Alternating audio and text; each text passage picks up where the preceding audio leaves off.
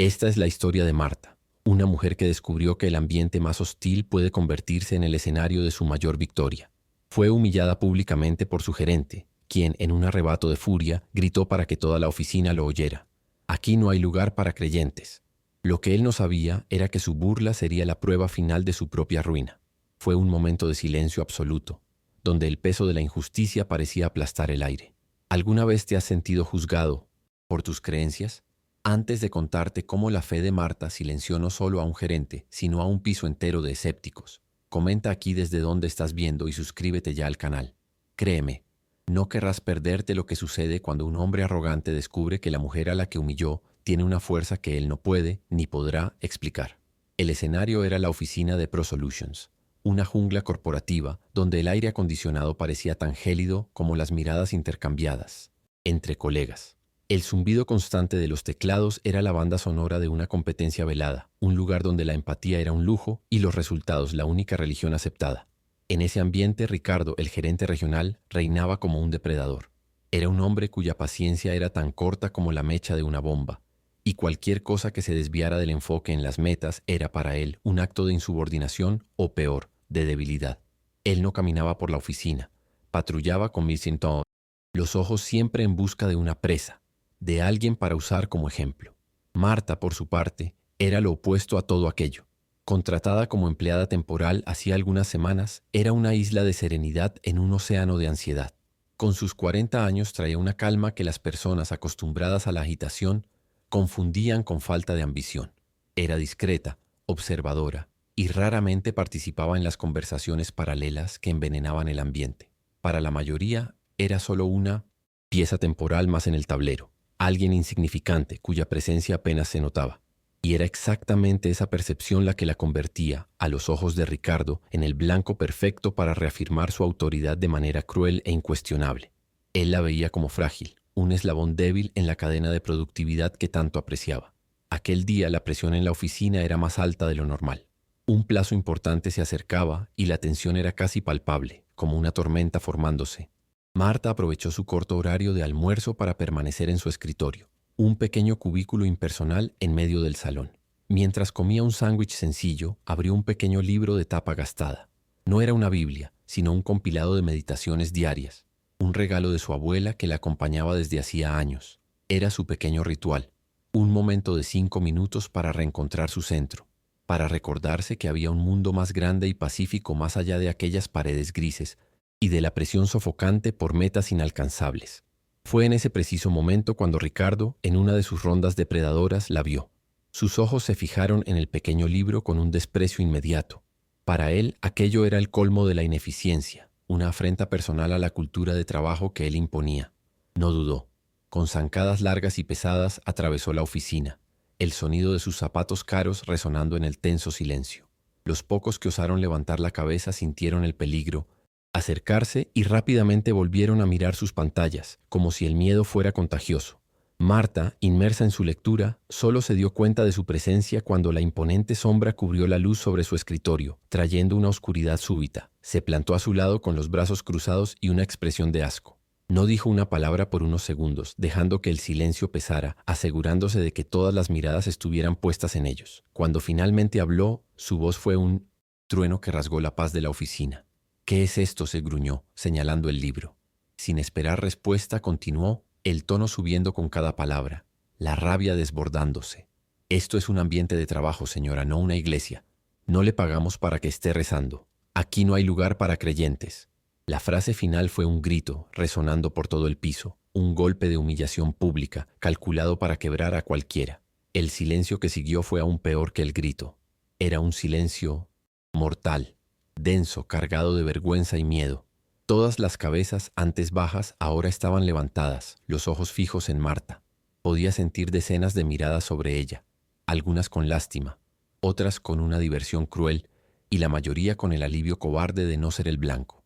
El rostro de Marta se sonrojó instantáneamente, el calor de la vergüenza subiendo por su cuello. Fue un ataque directo, no a su trabajo, sino a su esencia, a aquello que le daba fuerza para soportar días como aquel. La intención de Ricardo era clara: aislarla, marcarla como inadecuada y reafirmar que en aquel dominio solo había un Dios, y era él. Por un instante, el mundo de Marta pareció girar. El deseo de encogerse, de desaparecer, fue abrumador. Sus palabras fueron como piedras, lanzadas para herir. Pero entonces, algo sucedió dentro de ella. Mientras la humillación pública intentaba clavar sus garras en su alma, otra fuerza mucho más antigua y profunda emergió. Era la fe de la que Ricardo acababa de burlarse. Recordó a su abuela diciéndole, años atrás, que la verdadera fuerza no está en cómo golpeas, sino en cómo aguantas los golpes sin perder la dignidad. Una calma inexplicable comenzó a apoderarse de su corazón, una paz que no tenía ningún sentido en medio de aquella tormenta. Era su ancla. Con una lentitud que desafiaba la urgencia del momento, Marta levantó la cabeza. Sus ojos no estaban llorosos, ni demostraban el miedo que Ricardo esperaba ver. En cambio, encontraron los suyos con una firmeza serena. No dijo nada, solo lo miró fijamente.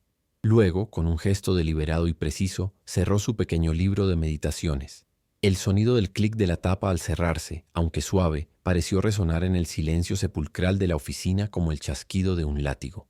Fue un acto pequeño, pero cargado de una autoridad que nadie allí, especialmente Ricardo, jamás asociaría con aquella mujer callada y temporal. Entonces, con la atención de toda la oficina fija en ella, Marta habló. Su voz no era alta ni temblorosa. Era firme, clara y cortó el aire como una cuchilla afilada. «Señor Ricardo», dijo ella con una cortesía que desarmaba, «creo que necesitamos tener esta conversación en su oficina. Ahora». No fue una petición, fue una declaración. Ricardo parpadeó tomado por sorpresa. La mujer que esperaba ver llorando o disculpándose acababa de darle una orden sutil, pero incuestionable, frente a su equipo. El guión que él tenía en mente, de poder y sumisión, acababa de ser rasgado. La confusión en su rostro fue visible por un segundo, antes de que la máscara de ira volviera a sentarse, ahora teñida de perplejidad. Sin esperar su respuesta, Marta se levantó. Sus movimientos eran fluidos y deliberados, sin prisa, como si estuviera en control total del tiempo y del espacio. Tomó su bolso y el maletín que siempre mantenía a su lado, un objeto al que nadie nunca había prestado atención. Con la misma calma comenzó a caminar hacia la oficina de él, al final del pasillo. El sonido de sus tacones discretos en el piso pulido era el único ruido en la oficina. No miró a los lados, no buscó el apoyo ni la compasión de nadie. Sus ojos estaban fijos en su destino, y su postura erguida transmitía una dignidad que contrastaba violentamente con la humillación que acababa de sufrir. Ricardo por un momento se quedó paralizado. Aquella mujer temporal, aquella creyente insignificante, estaba caminando delante de él, como si él fuera el subordinado. Lo absurdo de la situación lo golpeó, y la ira volvió con toda su fuerza para enmascarar su vacilación. Soltó un bufido de desdén y la siguió, apresurando el paso para ponerse a su lado, intentando recuperar la imagen de que era él quien la estaba conduciendo a un despido. Pero la dinámica ya había cambiado. Para todos los observadores, la escena era clara. La mujer, que había sido públicamente atacada, ahora lideraba el camino, y el gerente furioso simplemente la seguía, como un perro guardián que ha perdido el control de su territorio. Al llegar a la puerta de vidrio esmerilado de la oficina del gerente, Marta se detuvo y esperó a que él la abriera. Fue otro pequeño gesto de poder, sutil, pero eficaz. Él, contrariado, giró el pomo y la abrió con más fuerza de la necesaria. Ella entró, y el sonido de la puerta cerrándose tras ellos los aisló del resto del mundo, creando una arena particular. La oficina de Ricardo era exactamente como se esperaba, grande, impersonal, con un imponente escritorio de caoba, una silla de cuero que parecía un trono y una ventana panorámica con vistas a la ciudad. Era un espacio diseñado para intimidar, para dejar claro quién mandaba. Él rodeó el escritorio y se sentó, creando una barrera física y simbólica entre ellos. «¿Pero qué osadía es esta?», comenzó él con voz baja y peligrosa, recuperando la compostura en su territorio. «No tiene la menor idea de con quién está hablando. Primero, esa payasada de estar leyendo libritos de autoayuda en medio del horario de trabajo. Ahora, esta actitud insolente suya. ¿Cree que puede darme órdenes en mi propia empresa? Sepa que su paso por aquí ha terminado. Considérese despedida. Puede recoger sus cosas y marcharse. Y ni piense en pedir referencias, porque me encargaré de que todos sepan que es improductiva e insubordinada». Escupió las palabras, saboreando cada una, seguro de que este sería el golpe final que la destruiría. Durante todo el monólogo de Ricardo, Marta permaneció de pie, en silencio. No oía sus palabras como insultos, sino como datos. Cada amenaza, Cada acusación de falta de profesionalismo era, irónicamente, la confirmación de lo que ella había venido a investigar. Una frase de su abuela resonó en su mente. Deja que la gente hable. Siempre acaban revelando quiénes son realmente. La fe que él despreciaba no era un escape de la realidad. Era la lente que le permitía ver la realidad con claridad, sin el ruido del miedo o de la ira. Observaba la postura de él, el tic nervioso en su ojo, la manera en que sus manos apretaban los brazos de la silla. No era fuerte, era solo ruidoso. Cuando él finalmente terminó, exhausto de su propia furia, un silencio pesado se apoderó de la sala. La miraba fijamente, esperando la súplica, las lágrimas, la explosión de desesperación, pero Marta solo le devolvía la mirada, su rostro una máscara de tranquilidad. Su calma era desconcertante, antinatural para la situación. La ausencia de reacción lo desequilibró. Era como gritar contra una pared de pondist algodón. La fuerza de su ataque se disipaba sin causar impacto, y el eco que volvía era solo el de su propia furia vacía. Empezó a sentirse incómodo, la confianza escurriéndose entre sus dedos. ¿Qué le pasaba a esa mujer? Fue entonces cuando ella hizo su siguiente movimiento. Con la misma lentitud calculada, colocó su bolso en una de las sillas de visitantes. Luego, colocó el maletín de cuero sobre el escritorio de caoba de él, justo en el centro, ocupando el espacio que él consideraba sagrado. El gesto fue tan preciso e intencional que captó la atención de Ricardo. Miró del maletín al rostro de ella, una arruga de preocupación formándose en su frente por primera vez. La ira comenzaba a dar paso a un sentimiento incómodo, una mezcla de curiosidad y aprensión. ¿Qué podría haber en ese maletín que justificara tal compostura ante un despido inminente? No abrió el maletín de inmediato. Lo dejó allí, un objeto cargado de un poder silencioso que él aún no comprendía. El objeto parecía pulsar en el centro de su universo de poder, desafiando su autoridad. El cuero oscuro del maletín contrastaba con el brillo pulido del escritorio, un símbolo sobrio y profesional en medio de la opulencia arrogante de la sala. Ricardo tragó saliva, la boca repentinamente seca. La narrativa de poder que él controlaba con mano de hierro se estaba escapando de su control y no tenía idea de por qué. La mujer que había intentado aplastar no estaba rota. Parecía estar a punto de comenzar el verdadero trabajo. Finalmente Marta rompió el silencio. Su voz continuaba en el mismo tono calmado y nivelado, pero ahora contenía un peso de oficialidad que hizo que un escalofrío recorriera la espina dorsal de Ricardo. Ignoró por completo el despido y todo el discurso rabioso de él, como si fuera un ruido de fondo sin importancia. ¿Podemos empezar, señor Ricardo?, preguntó ella con una formalidad cortante. ¿O necesita un momento para recomponerse? La pregunta fue como una bofetada. No estaba pidiendo permiso. Estaba constatando lo obvio. Él era el único en esa sala que había perdido el control. La humillación estaba empezando a cambiar de bando. Ricardo se quedó boquiabierto, las palabras atascadas en la garganta. ¿Empezar qué? ¿Está loca? Ya le he dicho que está despedida, logró balbucear, la voz una octava más alta de lo normal. Se aferraba a su única arma restante, la autoridad que creía poseer. Pero el arma parecía haber perdido la pólvora. Marta simplemente negó con la cabeza, una señal de negación leve, casi imperceptible. Luego, con un movimiento preciso, abrió los cierres dorados del maletín. El sonido metálico de los clics pareció resonar en la sala como el martillo de un juez. El corazón de Ricardo comenzó a latir más rápido. El miedo, un sentimiento que raramente admitía, comenzó a instalarse en su pecho, frío y pesado. Sacó de dentro del maletín un único documento, cuidadosamente guardado en una funda de plástico transparente, y su propia credencial de Illinois. Identificación. No era la tarjeta de identificación temporal que usaba en la oficina. Esta era diferente. Más robusta, con un holograma brillante de la matriz de la empresa y una foto de ella que exudaba profesionalismo y autoridad. Deslizó ambos artículos sobre el escritorio pulido hacia él. El movimiento fue suave, pero el impacto fue el de una bomba explotando en silencio. Ricardo miró los objetos, sus ojos desorbitados de incredulidad. Leyó el nombre en el documento, luego en la credencial. Marta Amaral. Y debajo del nombre, el cargo que hizo que la sangre huyera de su rostro. Auditora jefa, división de ética y cumplimiento corporativo. El mundo de Ricardo se derrumbó en ese instante. La mujer que había humillado, la creyente de la que se había burlado delante de todos, la empleada temporal que estaba a punto de echar, era en realidad su jueza. La realidad lo golpeó con la fuerza de un puñetazo en el estómago. Él no la había contratado. Ella no era su subordinada.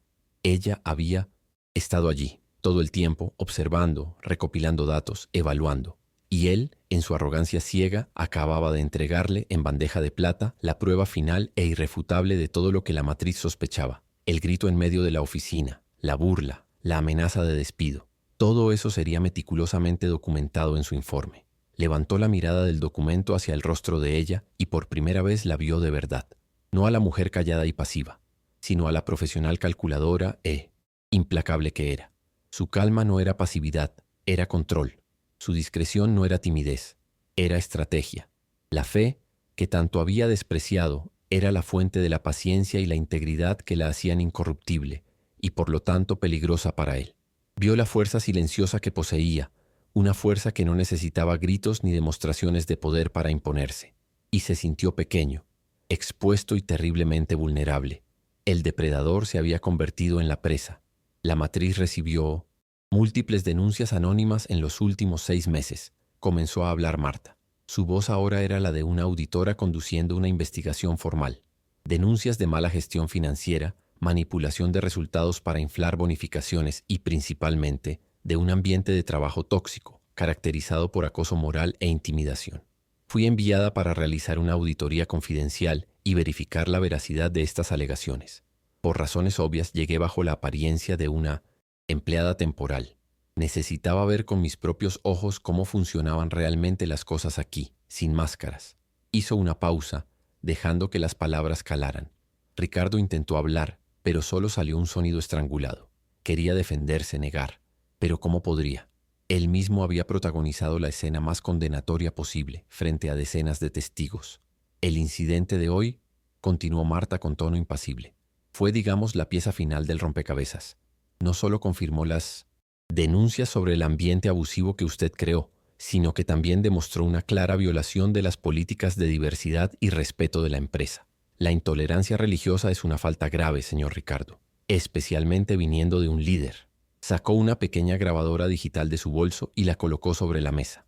La luz roja parpadeaba discretamente. Había estado encendida todo el tiempo. El pánico que se apoderó de Ricardo fue total. El color de su rostro pasó del rojo de la ira a un blanco pálido, casi fantasmagórico. Miró la grabadora, los documentos, el rostro sereno de Marta y se dio cuenta de todo de forma devastadora. Su carrera, construida sobre años de agresividad e intimidación, estaba a punto de desintegrarse. Ya no estaba en su fortaleza de poder, estaba en un tribunal, y la mujer que había subestimado era la fiscal, el jurado y el verdugo, todo en una sola persona. El silencio en la sala era ahora el silencio de una sentencia que se estaba escribiendo. Mientras por tanto, afuera, en la oficina, la curiosidad y la tensión habían alcanzado el punto de ebullición. Todos se preguntaban qué estaba sucediendo a puerta cerrada. La mayoría esperaba ver a Marta salir llorando, cargando una caja con sus pertenencias. Algunos de los colegas más cínicos ya hacían bromas sobre la creyente que se atrevió a desafiar al jefe. Pero los minutos pasaban y nada sucedía. El silencio que venía de la oficina del gerente era más perturbador que cualquier grito. La puerta permanecía cerrada, guardando un secreto que estaba a punto de sacudir las estructuras de aquel lugar de una forma que nadie podría imaginar. De repente, un correo electrónico enviado desde el Departamento de Recursos Humanos de la Matriz llegó simultáneamente a la bandeja de entrada de todos los empleados de la filial. El asunto era comunicado urgente, cambio en el liderazgo regional. El texto era corto y directo, informando que con efecto inmediato Ricardo estaba siendo desvinculado de sus funciones en ProSolutions. Anunciaba también que Marta Amaral, auditora jefa de la Matriz, asumiría la gestión interina de la filial para supervisar un periodo de transición y reestructuración cultural. El shock fue colectivo. El sonido de decenas de mandíbulas cayendo fue casi audible. Las miradas se cruzaron sobre los cubículos, cargadas de asombro, confusión y para algunos un creciente sentimiento de justicia. La mujer callada de la temporal, la creyente, la auditora jefa, las piezas, encajaron de forma explosiva en la mente de todos. La humillación pública que presenciaron no fue el fin de la historia de ella, fue el comienzo del fin de la tiranía de él. El murmullo comenzó bajo, luego creció, una ola de conmoción recorriendo la oficina. Miraron la puerta cerrada de la oficina del gerente, ahora con una mezcla de miedo y respeto. La mujer que ignoraron y permitieron que fuera humillada era, en realidad, la persona más poderosa de la sala. Cuando la puerta finalmente se abrió, fue Marta quien salió primero, sola. Su expresión era la misma de siempre, calma, serena, indescifrable.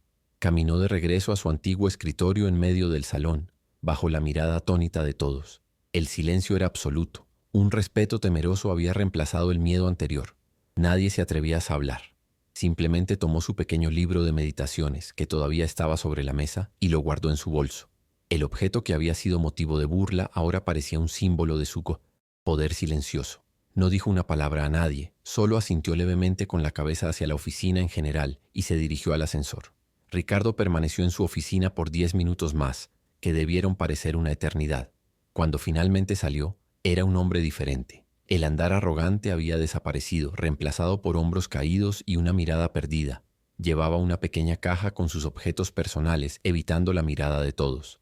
Aquel que antes patrullaba la oficina como un rey, ahora la atravesaba como un exiliado. Nadie se burló, nadie celebró. Solo había un silencio pesado, el tipo de silencio que acompaña el fin de una era. La justicia, cuando llega, no siempre es ruidosa.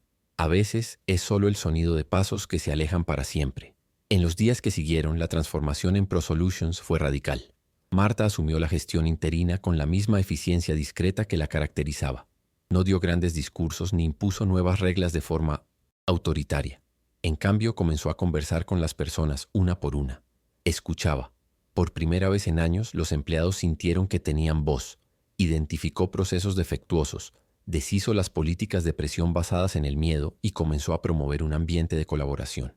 La productividad, que Ricardo creía que era fruto de la intimidación, en realidad aumentó bajo la nueva gestión, impulsada por el alivio y la motivación.